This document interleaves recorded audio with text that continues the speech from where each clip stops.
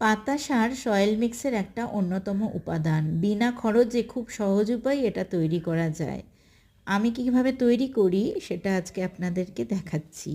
এই যে বড় জামরুল গাছটা আছে আমার বাড়িতে, এই গাছটার নিচেতেই আমি এই সারটা বানাই। আলাদা করে কোনো কন্টেনারে করি না।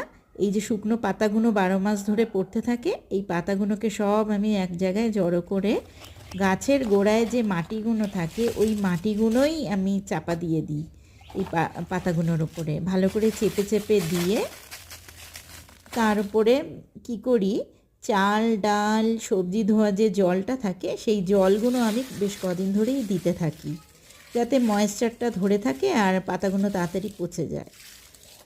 তারপরে এরকম 3 থেকে 4-5 মাসের পরেই এই ফর্মটা চলে আসে।